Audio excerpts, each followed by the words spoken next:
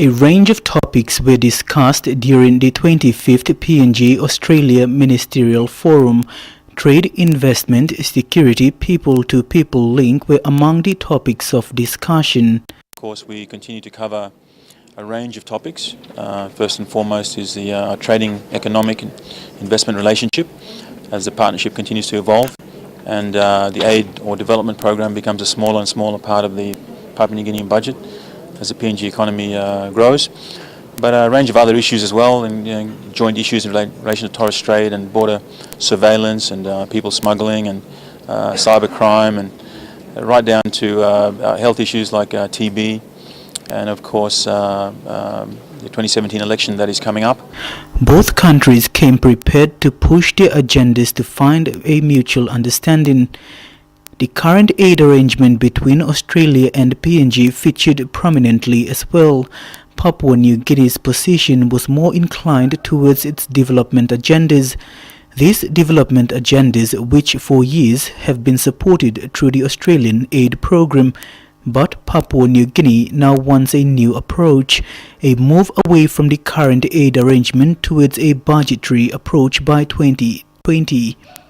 This means the program will be directly channeled through the PNG budgetary process, ensuring that the funds are spent on specific programs that bring about maximum impact on the lives of Papua New Guineans.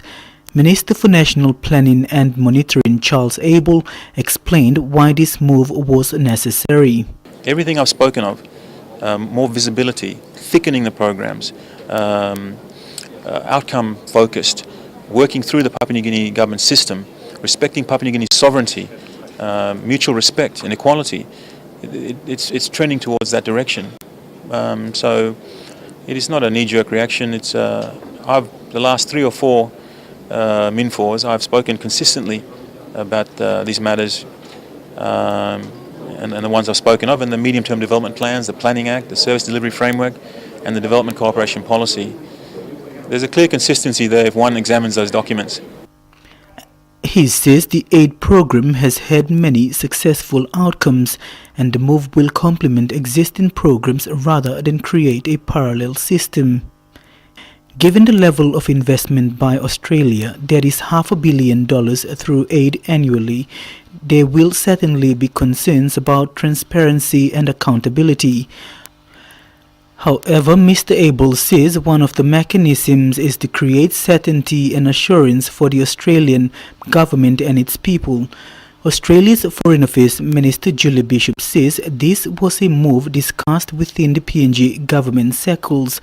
She says the current aid arrangement will end by this year and will be reviewed. Apparently a matter that's been discussed within the PNG government. It's been raised with us today and we'll consider it. It's not the model that currently exists. We have a partnership agreement that will come to an end in 2017, and so if PNG has any suggestions on changing the model, we'll consider them in the context of the review of our partnership for development assistance.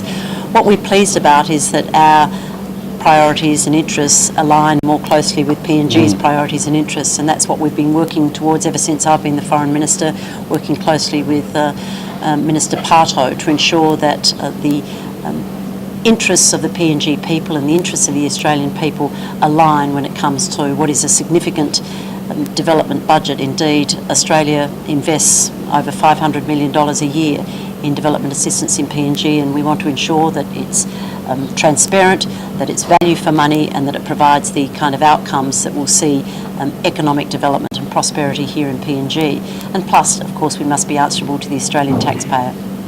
And what about on Manus Island? There's been some frustration within the PNG government. They want to know what Australia's going to do to move towards a closure of the Manus Island Centre. Were you able to give them anything new today? Well, the Immigration Minister dealt with this in some detail in bilateral meetings and during the Ministerial Forum, and he has confirmed that we're working very cooperatively together. Under the coalition government, we've been able to remove all children who were in detention from detention. We're moving to close the detention centres here, and we most certainly have closed the detention centres that were opened up under the previous Australian government in Australia. So significant progress has been made, and we continue to engage closely with our counterparts in Papua New Guinea. They were looking for something new from Australia. They were looking for some help in getting getting rid of the people whose claims have either been rejected or who won't be caught up in the resettlement deal with the US. Did Australia come with anything new to offer on that front? This comes under our definition of work in progress. Minister, were you happy with what Australia had to say about those issues? Yes, I'm pretty pleased with what my colleague, my counterpart has said on, of course, the refugee resettlement arrangements. That's clearly work in progress. There are challenges there. Moving forward from today, our technical teams on both sides, on the Australian and the PNG side, they will work through to see what will happen when the RRA expires in October of this year.